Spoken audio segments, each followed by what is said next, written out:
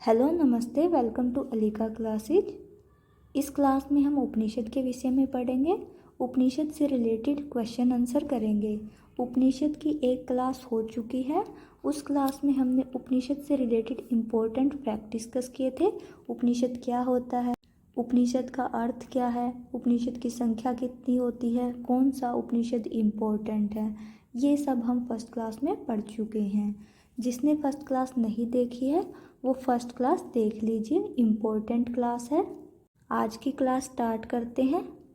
उपनिषद शब्दस्य प्रयुक्तम प्रत्यय क अस्ति। उपनिषद शब्द में प्रयुक्त प्रत्यय कौन सा है? उपनिषद शब्द उप और नि दो उपसर्गों से सद धातु से क्विप प्रत्यय से मिलकर बना हुआ है। उपनिषद में क्विप प्रत्यय लगा हुआ है। इस क्वेश्चन का सही आंसर होगा ऑप्शन डी, क्विप प्रत्यय। अगला क्वेश्चन करते हैं। उपनिषद सामान्यार्थ अस्ति। उपनिषद का सामान्य अर्थ है। उपनिषद का अर्थ होता है गुरु के पास बैठकर प्राप्त किया गया ज्ञान, गुरु के पास बैठकर ब्रह्म विद्या की प्राप्ति करना। उपनिषदों में ब्रह्म विद्या का वर्णन किया गया है, ब्रह्म का वर्णन किया गया है, ब्रह्म की प्राप्ति कैसे होती है, यह सब वर्णन उपनिषदों में दिया गया है। इस क्वेश्चन का सही आंसर होगा ब्रह्म विद्या, ऑप्शन ए। नेक्स्ट क्वेश्चन कर। शांकर भाष्यस्य उपलब्धम उपनिषदानां संख्या अस्ति। शांकर भाष्य के उपनिषदों की उपलब्ध संख्या है। शंकराचार्य ने जिन उपनिषदों पर भाष्य लिखा है उनकी संख्या कितनी है? शंकराचार्य ने 10 उपनिषदों पर भाष्य लिखा है, उनका विस्तार से वर्णन किया है। इन 10 उपनिषदों को इम्पोर्टेंट माना जाता है। इस क्वेश्चन का सही आंसर होगा ऑप्शन बी, दशम। विषयानुसारम उपनिषदे कस्य विभाजित करिष्यति। विषय के अनुसार 108 उपनिषदों को विभाजित किया गया है। उपनिषदों को दो प्रकार से विभाजित किया गया है, एक वेद के अनुसार और दूसरा विषय के अनुसार। विषय के अनुसार उपनिषदों को 6 भागों में विभाजित किया गया है। वेद के अनुसार उपनिषदों को 4 भागों में विभाजित किया गया है। इस क्वेश्चन का सही आंसर है ऑप्शन बी, षष्ठ भागस्य।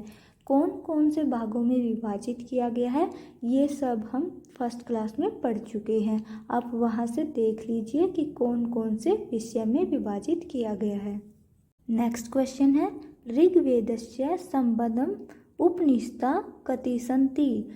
ऋग्वेद से संबंधित उपनिषद कितने हैं? ऋग्वेद से संबंधित उपनिषदों की संख्या 10 है।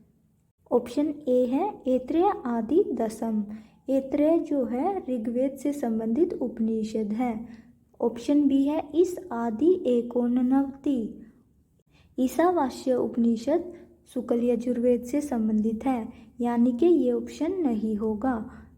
सी ऑप्शन है कठादि तवात्रिंशित। कठ कृष्ण यजुर्वेद से संबंधित उपनिषद है, ये ऑप्शन भी नहीं होगा। ऑप्शन डी प्रश्नादि एकाविंशति। प्रश्नो उपनिषद अथर्ववेद से संबंधित है, ये ऑप्शन भी नहीं होगा। फर्स्ट ऑप्शन सही आंसर होगा क्योंकि यहाँ पे एकमात्र ऐत्रेय उपनिषद है जो ऋग्वेद से संबंधित है। ऋग्वेद से संबंधित उपनिषदों की संख्या 10 होती है। ऑप्शन ए सही आंसर होगा। नेक्स्ट क्वेश्चन है। उपनिषद साहित्यस्य द्वितीय नाम किम प्रचलित सन्ति। उपनिषदों का दूसरा नाम वेदांत होता है। उपनिषदों को वेदों का सार होने के कारण, वेदों का अंतिम रूप होने के कारण वेदांत कहा जाता है। इस क्वेश्चन का सही आंसर होगा ऑप्शन सी, वेदांत। नेक्स्ट क्वेश्चन करते हैं। विद्या च अविद्यम च यस्तद्वेदोभयं स अविद्या मृत्युम तीर्थवा विद्या अमृतम सुनुते। इस श्लोक का अर्थ है विद्या और अविद्या। विद्या और अविद्या दोनों को साथ में लेकर चलने वाला व्यक्ति अविद्या से मृत्यु को पार करता है, विद्या से अमरता को प्राप्त करता है। विद्या से अमृत तत्व या देवत्व को प्राप्त करता है।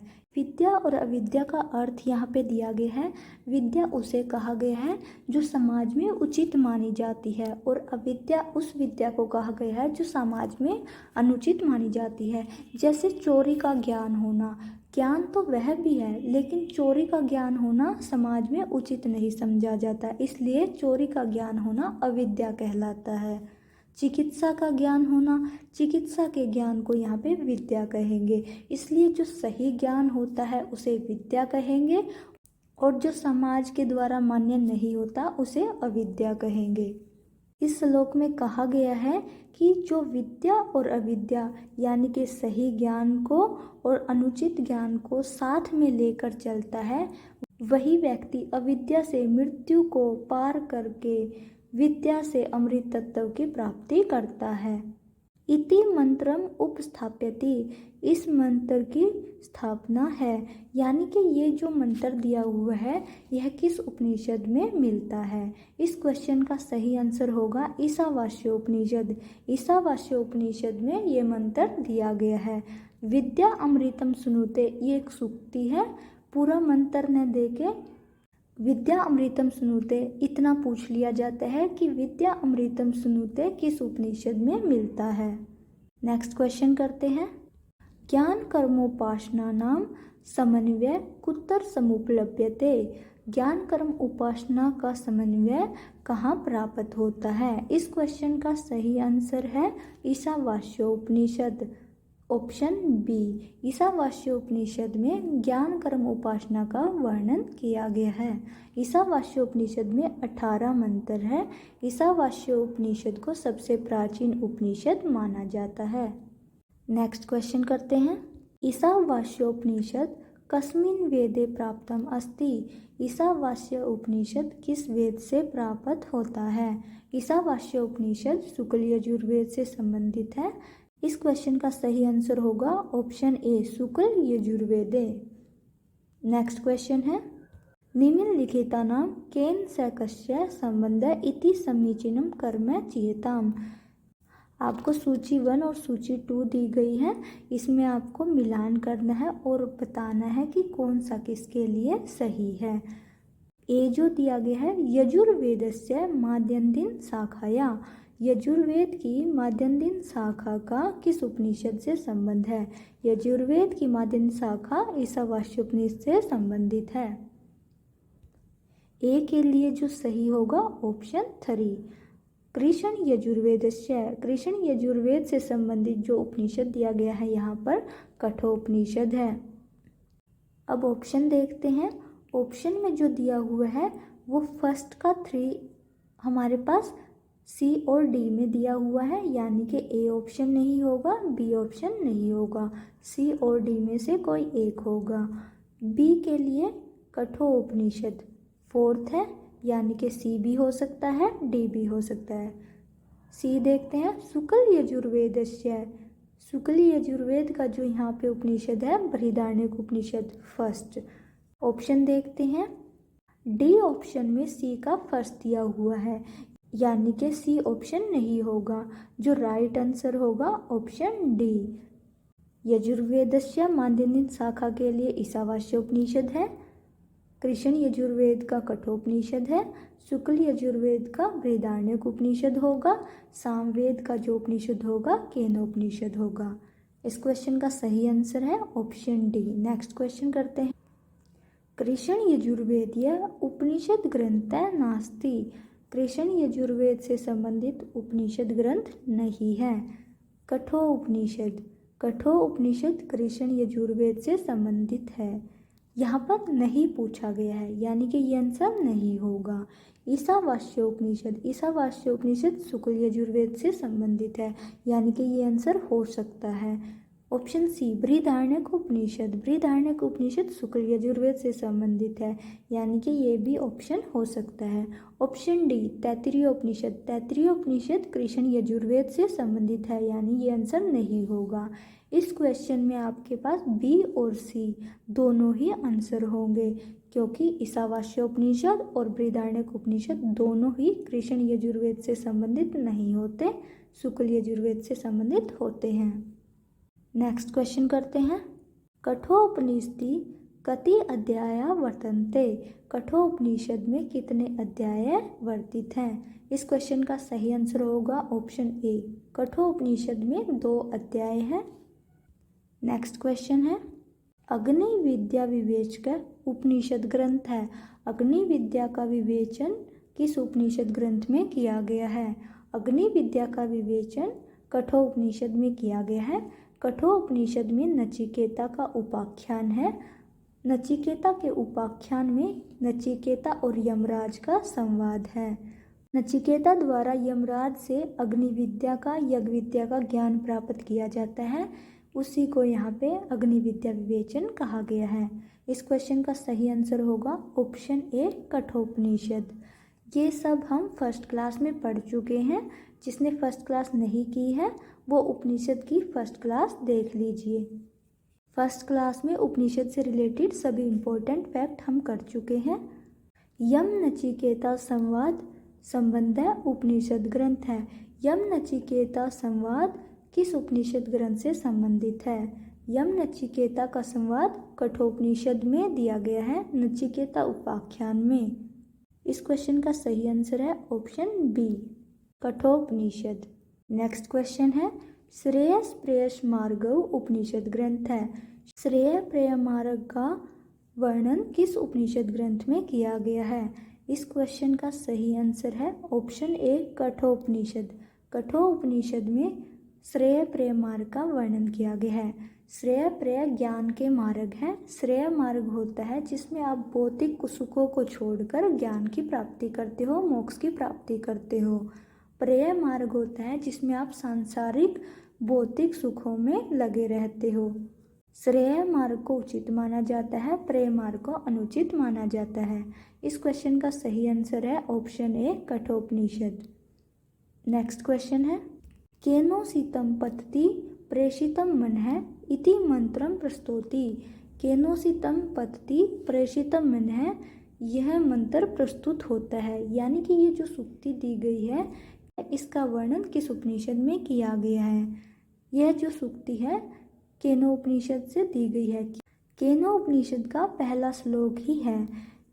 केन से स्टार्ट होने के कारण ही इसका नाम केनोपनिषद रखा गया है। इस क्वेश्चन का सही आंसर होगा option C, Kenopanishad. Next question करते हैं, सामवेदीय उपनिषद ग्रंथ है अस्ति। सामवेद का उपनिषद ग्रंथ है। तैत्तिरीय उपनिषद कृष्ण यजुर्वेद से संबंधित है, ए ऑप्शन नहीं होगा। मांडुक्य उपनिषद अथर्ववेद से संबंधित है, ये ऑप्शन भी नहीं होगा। मुंडको उपनिषद अथर्ववेद से संबंधित है, ये ऑप्शन भी नहीं होगा। केनोपनिषद सामवेद से संबंधित है, option D is the right answer. इस क्वेश्चन का जो सही आंसर होगा ऑप्शन डी, केनोपनिषद। केनोपनिषद और छांदोग्य उपनिषद सामवेद से संबंधित उपनिषद ग्रंथ हैं। नेक्स्ट क्वेश्चन है, जनक याज्ञवल्क्य संवाद कस्याम उपनिषदि प्राप्यते। जनक याज्ञवल्क्य का संवाद किस उपनिषद से प्राप्त होता है?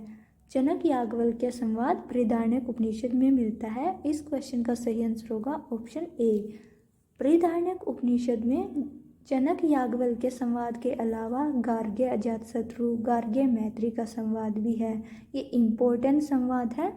बृहदारण्यक उपनिषद सबसे बड़ा उपनिषद है, आकार दृष्टि से यह सबसे बड़ा है। मैत्रेय याज्ञवल्क्य आख्यान मत्र उपलभ्यते। मैत्रेय याज्ञवल्क्य का आख्यान कहाँ प्राप्त होता है? मैत्रेय याज्ञवल्क्य का आख्यान बृहदारण्यक उपनिषद में प्राप्त होता है। इसी में मैत्रेय और याज्ञवल्क्य का संवाद भी है। इस क्वेश्चन का सही आंसर होगा option B, Brihadaranyaka Upanishad. Next question है, बृहदारण्यको उपनिषदि वर्तते। बृहदारण्यक उपनिषद में वर्तित है याज्ञवल्क्य गार्गी संवाद। याज्ञवल्क्य गार्गी का संवाद बृहदारण्यक उपनिषद में दिया गया है, यानी कि ऑप्शन ए सही आंसर है। नारद सनत कुमार संवाद छांदोग्य उपनिषद में दिया हुआ है। उमा हेमवती संवाद केनोपनिषद में दिया हुआ है। यम नचिकेता संवाद कठोपनिषद में दिया हुआ है। इस क्वेश्चन का सही आंसर है ऑप्शन ए, याज्ञवल्क्य गार्गी संवाद। ये जो संवाद है इम्पोर्टेंट होते हैं। ये सभी संवाद हम फर्स्ट क्लास में पढ़ चुके हैं। नेक्स्ट क्वेश्चन है, आकार दृष्टिया बृहत्तम उपनिषद ग्रंथ है। आकार दृष्टि से बड़ा उपनिषद ग्रंथ है। आकार दृष्टि से सबसे बड़ा उपनिषद ग्रंथ बृहदारण्यक उपनिषद है। इसका नामकरण भी इसके विशाल रूप के कारण किया गया है। इस क्वेश्चन का सही आंसर होगा ऑप्शन बी, बृहदारण्यक उपनिषद। अस्तो मां सद्गम्य तमसो मां ज्योतिर्गम्य इति मंत्र प्रस्तुति। अस्तो मां सद्गम्य तमसो मां ज्योतिर्गम्य ये मंत्र कहाँ प्रस्तुत होता है, यानी कि किस उपनिषद में इसका वर्णन किया गया है। अस्तो मां सद्गम्य का अर्थ होता है मुझे असत्य से सत्य की ओर ले चलो। तमसो मां ज्योतिर्गम्य का अर्थ होता है मुझे अंधकार से प्रकाश की ओर ले चलो। इस सूक्ति का वर्णन बृहदारण्यक उपनिषद में किया गया है। यह जो सूक्ति है बृहदारण्यक उपनिषद से ली गई है, इम्पोर्टेंट है, इसे याद रखना है। इस क्वेश्चन का सही आंसर होगा ऑप्शन बी। शिक्षावली, भृगुवली, आनंदवली, यहाँ पे ये ब्रह्मानंदवली होगा। चेक उत्तर प्राप्यते। शिक्षावली, भृगुवली, आनंदवली कहाँ प्राप्त होती है, यानी कि किस उपनिषद में इनका वर्णन किया गया है। ये तीनों वलियाँ तैत्तिरीय उपनिषद में वर्णित हैं। तैत्तिरीय उपनिषद में 3 वलियाँ हैं जिनका नाम शिक्षावली, ब्रह्मानंदवली, भृगुवली है। ये तैत्तिरीय आरण्यक से ली गई है। तैत्तिरीय आरण्यक में 10 प्रपाठक हैं, जिसमें से 7वां शिक्षावली, 8वां ब्रह्मानंदवली और 9वां भृगुवली है। शिक्षावली में शिष्य के शिष्टाचार का वर्णन किया गया है, गुरु शिष्य का वर्णन किया गया है। ब्रह्मानंदवली में ब्रह्म का वर्णन किया गया है, ब्रह्म प्राप्ति के विषय में बताया गया है। पंचकोशों के विषय में बताया गया है। पंच महाकोश जो आनंदमय, प्राणमय, मनोमय होते हैं उनके विषय में बताया गया है। भृगुवली में वरुण और भृगु का संवाद है। वरुण द्वारा अपने पुत्र भृगु को आत्मा का ज्ञान दिया जाता है। इस क्वेश्चन का सही आंसर होगा ऑप्शन डी, तैत्तिरीय उपनिषद। अतिथि देवो भव उक्तिरियं कुतः उद्धृतः। अतिथि देवता के समान है, यह उक्ति कहाँ से ली गई है। अतिथि देवो भव ये जो सूक्ति है तैत्तिरीय उपनिषद में मिलती है। इस क्वेश्चन का सही आंसर होगा ऑप्शन बी। ये इम्पोर्टेंट है, बहुत बार पूछा जाता है कि अतिथि देवो भव किस उपनिषद से ली गई है। लास्ट क्वेश्चन है, तैत्तिरीय उपनिषद विषय एतत् असत्यम। तैत्तिरीय उपनिषद के विषय में कौन सा असत्य है, यानी कि आपको गलत बताना है। 3 इनमें से सही होंगे और 1 गलत होगा। तीसरो वल्यो भवन्ति, 3 वलियाँ होती हैं, ये सही है। तैत्तिरीय उपनिषद में 3 वलियाँ होती हैं, शिक्षावली, भृगुवली, ब्रह्मानंदवली। वल्ली अध्यायेषु विभक्ता, ये सही नहीं है, गलत है। वलियाँ ही होती हैं इसमें, अध्याय में विभक्त नहीं होती, यानी कि वलियाँ हैं उन्हें अध्याय में नहीं बांटा गया है। थर्ड ऑप्शन देख लेते हैं, तैत्तिरीय आरण्यकस्य खंडानाम सम्मिलितम अभिधानम। तैत्तिरीय आरण्यक का 7वां, 8वां, 9वां खंड सम्मिलित किया गया है, ये सही है। लास्ट जो है, अतिथि देवो भव अस्मिन् अस्ति। अतिथि देवो भव तैत्तिरीय उपनिषद में है। A option, C option, D option सही है। जो गलत होगा वो बी ऑप्शन होगा, क्योंकि वलिया अध्याय में विभक्त नहीं है। इस क्वेश्चन का सही आंसर है ऑप्शन बी। इस क्लास में इतने ही क्वेश्चन करेंगे। आई होप कि आपको क्लास अच्छी लगी होगी।